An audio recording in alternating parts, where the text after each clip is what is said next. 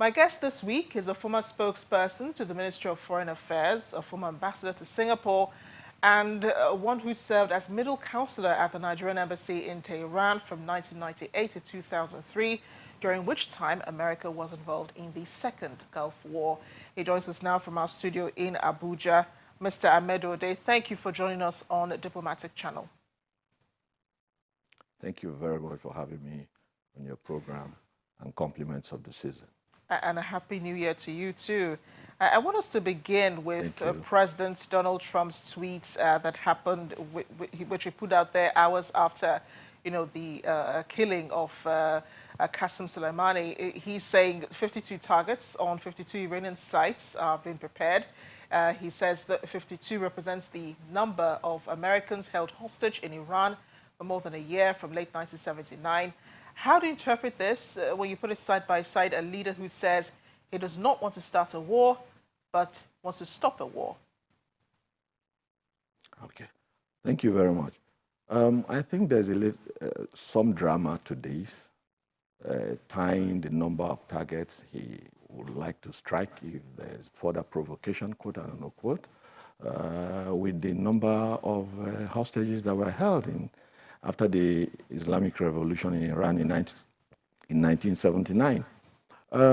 Before I go on further, I would like to mention that the Middle East, as they call it, and some people call it West Asia, has always been a zone of interest historically and in contemporary times. What is obvious here is that the proxy war that has been going on, slow motion, low level, rivalry between Iran on the one hand and the United States seems to be playing out in the latest drama, albeit dangerously so. Indeed, he has. But you notice the leaders around the world have been a bit wary of their response. Everyone is calling for calm, but no one is outrightly condemning the attack that killed Soleimani. Are they all being hypocritical with their response to this? Maybe being cautious. Being cautious in order not to ratchet up the tension that is already bedevilled. But this tension also, has been there for quite a while. You recall that in 2018, precisely May, President Trump threw out the Iranian nuclear deal that the administration of Barack Obama had so painstakingly put together and achieved, which would have led to Iran stopping work on uranium enrichment that could ultimately lead to the production of nuclear weapons. And in return, sanctions imposed on Iran were lifted. Now, after doing that, tensions rose palpably high, and it's been like that for a while, given also the proxy war in Saudi Arabia's backyard, that is precisely in Yemen. So if world leaders are not condemning outrightly, I guess also, in my opinion, that they just want to play safe and be cautious so that things don't get overboard. It's a method probably of de-escalating the situation while not using very hard languages of condemnation one way or the other. Indeed, and I've heard some analysts say that this killing, the killing of Soleimani and the Iraqi military commander also could be likened to an assassination. Would you also agree that, that this could be an assassination? Because they say, it's a foreign, this is a country, a different country trying to kill, an official, a government official in Iran. If that had happened in the U.S., they'd probably be killing the defense secretary or somebody. Yes. Depends on which perspective you see it. From the American point of view, they are claiming they had to take out an enemy who had or who has a lot of American blood on his hands. But aside to that, there was also the fact that they claim that they have credible evidence that he was going to, or he's planning to attack American interests, troops and men and diplomatic personnel across the region, perhaps. However, I think international law is emphatic on the fact that if you go into a different territory and kill a person of interest, of high-ranking status, in another government, of another country, in a third country, the definition is assassination.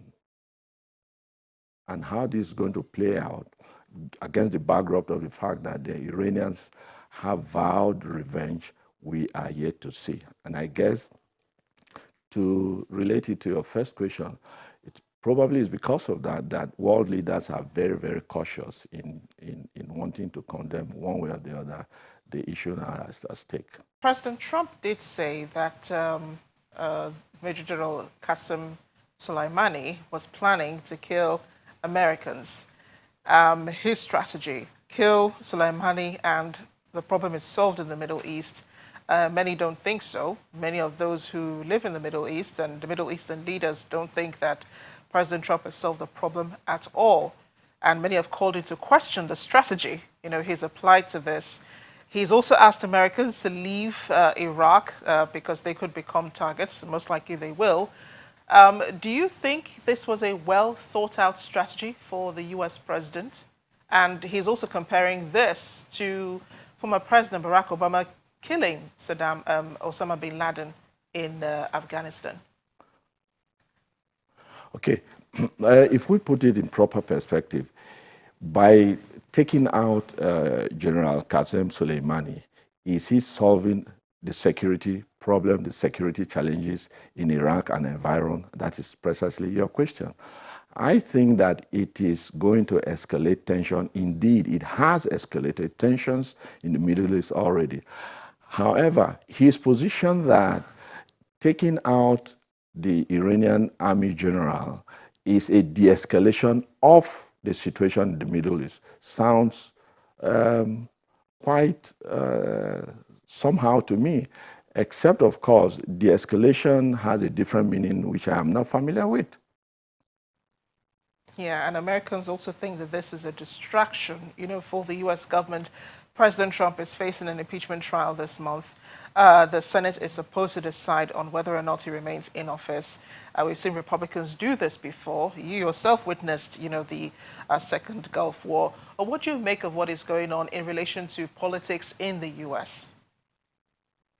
Yes, thank you very much for this question. A lot of pundits have come forward with that perspective, and that President Trump is going into foreign military adventure, one, in order to distract attention from the impending impeachment trial he's facing in the United States, to also to probably strategically position himself for his re-election bid, I think, sometime later this year. Let's look at the impact that this will have on countries such as Nigeria, which also has, close economic ties with Iran. Iran also has economic activities going on the continent.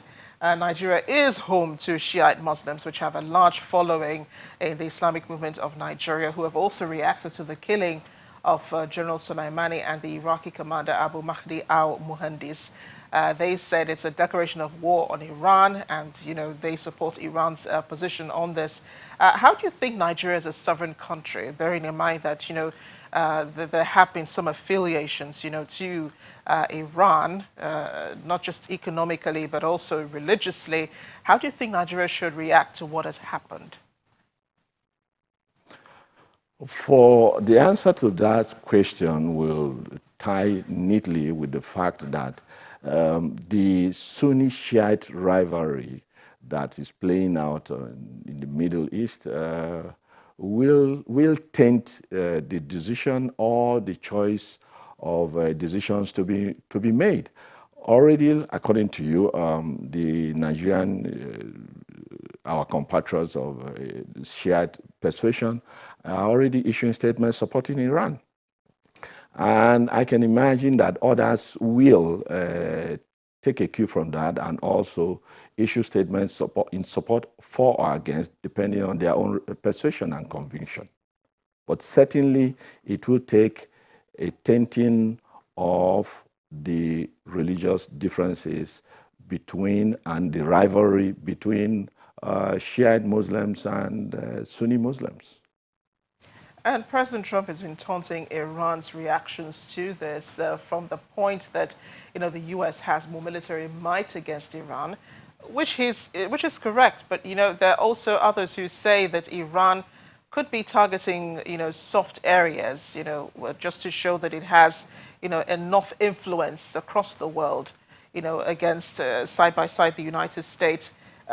Does this put the countries in Africa in a more difficult position, and does it also would it also affect the U.S.'s own reaction to what Iran to Iran's own strike against the U.S. in any way? Iran obviously has the capability and the capacity to strike soft targets, not necessarily in Africa, but I think within its own zone, within its immediate vicinity. The Straits of Hormuz that leads in and out of the Persian Gulf, where majority of the oil, crude oil exports pass through, is within its reach, within its military reach, and the same neighborhood in the south towards Bandar Abbas, its port city, which overlooks the Arabian Sea and the Indian Ocean to the south. I think he has the capacity to cause some havoc in that area, not necessarily coming all the way to Africa in order to prove his point. But do you think Iran will target oil? Because it is the world's fourth oil producer. Do you think they will target oil in order to pay back?